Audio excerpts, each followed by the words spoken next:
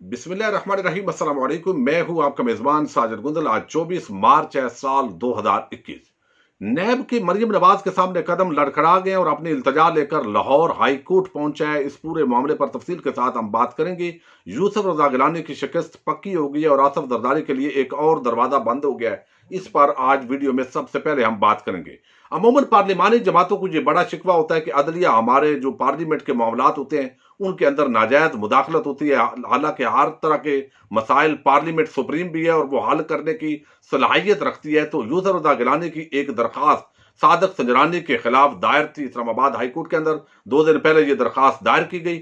उसके अंदर जो इस्लामाबाद हाईकोर्ट ने आज तारीखी फैसला जारी किया है, यकीनन वो पार्लिमानी जमातों को अब उस फैसले का एहतराम करना पड़ेगा, चूंकि उन्हीं का ये बयानिया है जो आज फैसले के अंदर चीफ जस्टिस अतर मिनल्ला ने लिखा है। अब ये पूरा मामला क्या है, आपको इल्म है। यूसुफ रजा गिलानी ने एक दरखास्त इस्लामाबाद हाईकोर्ट के अंदर दायर की और फारूक एच नाइक और जावेद इकबाल एडवोकेट की वसादत से उन्होंने इस्तदा की। चूंकि सेनेट के अंदर हमारी अपोजिशन जमातों की अक्सरियत थी, तो हमारे वोट नाजायज तौर पर 7 वोट कैंसिल किए प्रेसिडेंट ऑफिसर मुजफ्फर शाह ने। और मुजफ्फर शाह का ताल्लुक चूंकि जीडीए से है और जीडीए हुकूमती इत्तेहादी जमात है, तो ये हमारे साथ धांधली हुई है, जुल्म हुआ है, ज्यादती हुई है और सादक संजरानी का जो नोटिफिकेशन है वो मुअत्तल किया जाए और यूसुफ रजा गिलानी की फतह का ऐलान किया जाए। इस दरखास्त पर जो समात हुई है और जो दलाइल हुए हैं वो मैं आपके सामने रखता हूं। और जिस तरीके से आज इस्लामाबाद हाईकोर्ट ने फैसला देकर सरप्राइज दिया है, ये आप भी इसको अप्रिशिएट करेंगे। यूसुफ रजा गिलानी के जो वकील हैं उन्होंने दलाइल दिए। तो चीफ जस्टिस अतर मिनल्ला ने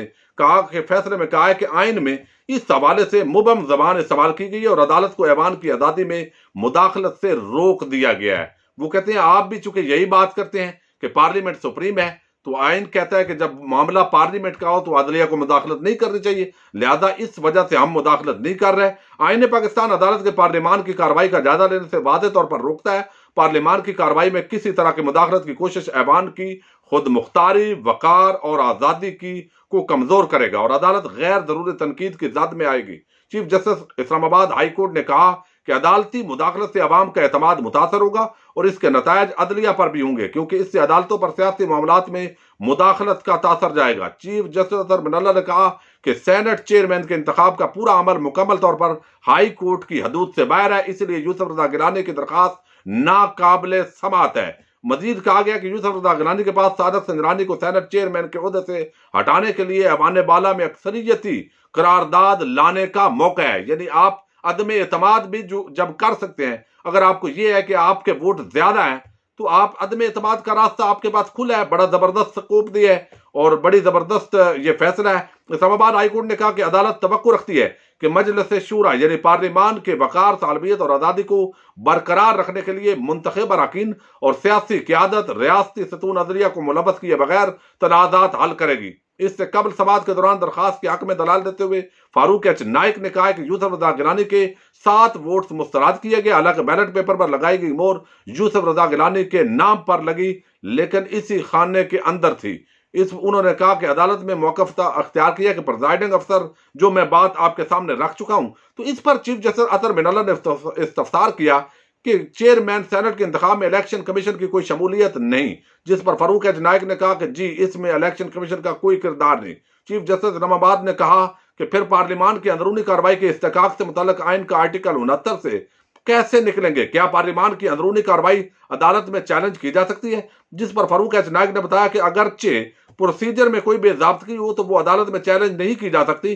कवायद में बैलेट पेपर या वोट से मुतल्लिक कुछ नहीं, रूल्स इस हवाले से खामोश हैं। तो इस पर अदालत ने करार दिया कि आपकी यह दरखास्त नाकाबिले समात है और आप ये पार्लियामान के अंदर अपने मामलात हल करें। लिहाजा यूसुफ रजा गिलानी का अदालत के जरिए चेयरमैन सेनेट मुंतखब होने का जो ख्वाब है वो चकनाचूर हो चुका है। चूंकि ये वोट इलेक्शन कमीशन के जेरे तमाम होते नहीं, तो इलेक्शन कमीशन ऑफ पाकिस्तान अगरचे अख्तियार रखता है और वहां क्या फैसला होता है ये एक अलहदा मैटर है। लेकिन चूंकि अदालत जिस तरह इस्लामाबाद हाई कोर्ट ने फैसला दिया है, तो ultimately supreme court of Pakistan का भी यही फैसला हो। अगर अपील भी होगी तो अदम एतमाद का रास्ता चूंकि ऑलरेडी खुला है, तो इसलिए सादक संजरानी अब चेयरमैन पक्के हो गए और यूसुफ रजा गिलानी फिलहाल चेयरमैन बनने का उनका सेनेट का वो ख्वाब चकनाचूर हो गया। एक और बड़ी डेवलपमेंट आई है और वो आपने सुन ली है कि इस वक्त मैं रोज आपके सामने ये इसलिए बात करता हूं और आप भी पाकिस्तानी, हर मुहिब वतन आदमी ये सोचता है कि आखिर क्या वजह है कि ये माफिया, शरीफ माफिया हो, जरदारी माफिया हो या कोई बिजनेस टाइकून हो, और इनके नीचे जितना भी माफिया है वो इतना ताकतवर है कि रियासती इदारे उनको हाथ नहीं लगाते, वो बेगी बिल्ली आगे बने होते हैं। अब मरियम नवाज ने ऐलान किया और पीडीएम के प्लेटफॉर्म से फजलुर रहमान ने भी गुफ्तगू की और आज आसफ जरदारी का मिन्नत तरला किया कि पीपल्स पार्टी को और पीडीएम की तमाम जमातों को इस एहतजाज में यानी यकजहती के लिए जो मरियम नवाज मुजरमा है उसके साथ जाना है नैब की तरफ, चूंकि कल को आप भी पकड़े जाओगे, फिर आपको भी दूसरे जमातों की जरूरत होगी, तो आप पीपल्स पार्टी वाले भी अपने बंदे उनके हैं इतने 4 बंदे वो भेज देंगे। लेकिन मामला यह है कि ये एक तो आईनी इदारे ने बुलाया, आपसे मनी ट्रेल मांगी गई है, आप मनी ट्रेल दे नहीं रहे हो, आप लंदन से क्या पाकिस्तान में कोई जायदाद नहीं, इस तरह के नारे कौमी टेलीविजन चैनल्स पर आप लगाते रहे। तो अब बजाय इसके कि तमाम इदारों को मुतनाज़ा किया जाए, और फिर पुलिस डिपार्टमेंट है, रेंजर को बुलाया गया है, अब रेड जोन करार देने के बाद आज नैब जो है वो लाहौर हाई कोर्ट के अंदर गया है, जहां पर उसने इस्तदा की है कि ये जो मरियम नवाज है इससे हमें बचाओ, ये बहुत तकड़ा माफिया है, हम बड़े मस्कीन और गरीब हैं, और ये गुल्लू बट्टों के हमरा नैब पर हमलावर होना चाहती है। मैं पहले दरखास्त जो है वो आपके सामने रखता हूं, तो फिर हम इस पर बात करते हैं कि ये क्या खेल है। मरियम नवाज की पेशी के मौके पर जो पाबंदी कारकुनों को साथ लाने पर इस्तदा की गई है कि पाबंदी लगाई जाए, और दरखास्त जो है वो कल 12 बजे इसकी समाअत करेंगे जस्टिस सरफराज डोगर और जस्टिस असद जावेद गुराल, ये मुकर्रर कर दी गई है नैब की दरखास्त। और आप अंदाजा करें एक दरखास्त जो है वो मरियम नवाज ने आज दी है उसी हाई कोर्ट के अंदर, उसके अंदर आज वो दायर हुई, आज चीफ जस्टिस ने मार्क कर दी, आगे यही हमारे 2 जस्टिस साहबान जो है मुअज्जज, उन्होंने आज उसको जो है वो जमानत दे दी है अबूरी। तो नैब ने भी आज ही दरखास्त दायर की है मरियम नवाज के खिलाफ, लेकिन कल दोपहर जो है उसको ये लगाई गई है 12 बजे। अब यहां पर वो कहते हैं कि कारकुनों को मरियम नवाज को पेशी के मौका पर कारकुनों को साथ लाने के इकदाम को लाहौर हाईकोर्ट में चैलेंज किया गया है। नैब की जानिब से दायर दरखास्त में मौक़िफ़ अख्तियार किया गया है कि मरियम नवाज को नैब ने 26 मार्च को 2 केसेस में तलब कर रखा है, लेकिन उन्होंने पीडीएम के कारकुनों के साथ नैब में पेश होने का ऐलान किया है। नैब की जानिब से दायर दरखास्त में कहा गया है कि मरियम नवाज ने धमकी दी है कि वो अकेली नैब में पेश नहीं होगी।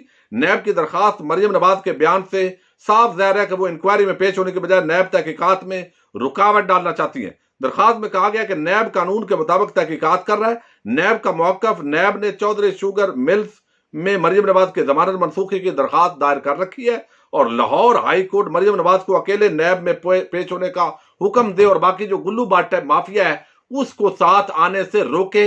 यानी वो ये कहना चाहते हैं कि हमने पुलिस डिपार्टमेंट भी कह दिया है, रेंजर को भी तलब कर लिया है, नैब का दफ्तर रेड जोन भी बना दिया है, लेकिन इसके बावजूद ये मरियम नवाज और ये माफिया इतना तकड़ा है कि हमें इससे बचा लो, और ये करना चाहते हैं। क्या कहां है रियासती रेट? ये इतने ताकतवारों लोग हैं। मैं समझता हूं आंसू गैस चलनी चाहिए, शेलिंग चलनी चाहिए, जहां पर वरना तमाम लोगों को ऐलान होना चाहिए कि आप इस कौमी मुजरमा जो कि नैब के इदारे में अपना हिसाब देने के लिए आ रही है, कानून नाफज करने वाले इदारे लोगों को पाबंद करे, वैसे ही अपनी ताकत के बलबूते पर रियासती रेट नजर आनी चाहिए कि एक मुजरमा के तहफ़्फ़ुज़ के लिए कोई बंदा साथ ना आए।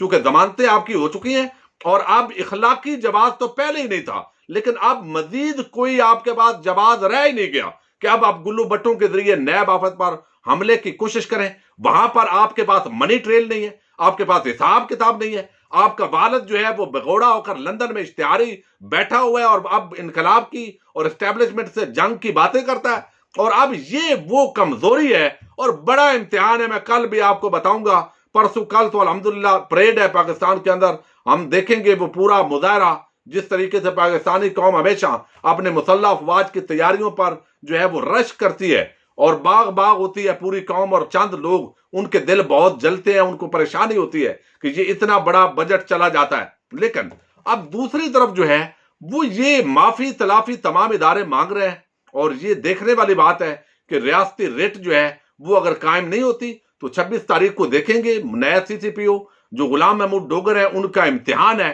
कि लोग इस हवाले से आजकल सोच रहे हैं कि क्या वजह है कि जब उमर शेख आए थे तो लाहौर के अंदर एक दफा माफिया के अंदर थरथल्ली मच गए थे, लेकिन अब जो है वो एक कमेटी बनाई जाती है और कमेटी जो है वो भी मैं किसी अगली वीडियो में बताऊंगा कि वहां पर जो ऑफिसर है वो पेश ही नहीं होते जो प्रमोशन के लिए। तो अब ये देखना है। और पाकिस्तान के हालात है, एक मुजरम जिसको जाली बीमार करके यहां से निकाला गया, अब एक मुजरमा है, वो हिसाब किताब दे नहीं रही और उसके बाद वो उल्टा इदारों को ब्लेम कर रहे हैं। तो ये तमाम हमारा पुलिस डिपार्टमेंट हो, रेंजर हो और मुल्की इदारे और ये मौजूदा उस्मान बुज़दार की हुकूमत, इनके लिए सोचने का मकाम है कि अगर यहां पर नैब ने इस तरह बेबसी का मुजाहरा करना है, और यही वजह है कि जब इस तरह के लोग होंगे तो एक भी मेगा करप्शन स्कैंडल मंतकी अंजाम तक नहीं पहुंचा।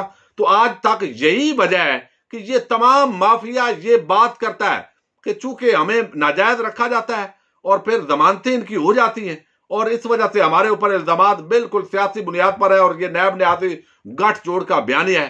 पूरी पाकिस्तानी कौम इस पूरे मामले में बड़ी कंफ्यूज होती है, वो अपने इदारों की तरफ देखती है। एक तरफ अदलिया है, कोरोना की वबा ऑलरेडी फैली हुई है, और दूसरी तरफ इंतजामिया है, मुकानना है, और साथ हमारी जो पुलिस डिपार्टमेंट या आप कह लें पंजाब गवर्नमेंट है। अब इस वक्त मैंने आपको बताया था कि मियां जावेद लतीफ, उस पर FIR हुई थी, इसके बावजूद लाहौर पुलिस ने उसको गिरफ्तार नहीं किया। ये जो मरियम है, इस पर कई मरतबा मौका आया लेकिन इसको गिरफ्तार नहीं किया गया। तो अब ये इनके हौसले बुलंद है।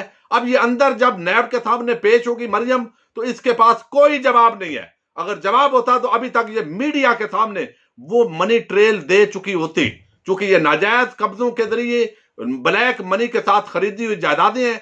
और इस तरह लगता है कि जब जवाब नहीं हो तो फिर हमलावर हो और बैर अवाम के सामने आकर कहेंगे कि जनाब हमने आप लोगों का टैक्स पेयर के पैसा खाया है और आप इतने बुद्धू और बेवकूफ हो कि अब आप ही हमारे आगे भंगड़ा भी डाल रहे हो। तो ये अशराफिया और बदमाशिया का ये जो सिस्टम है, ये एक बड़ा अजीब है। और पाकिस्तानी कौम का जब तक शऊर बुलंद नहीं होता उस वक्त तक यहां पर जो है वो उस तरीके से इंसाफ मिलना मुश्किल है। अल्लाह करे कि ये माफिया बिल आकर कप्तान अपने मिशन में कामयाब हो और ये अपने मंतकी अंजाम को पहुंचे और पाकिस्तान दिन दुगनी रात चौगुनी तरक्की की तरफ आगे बढ़े।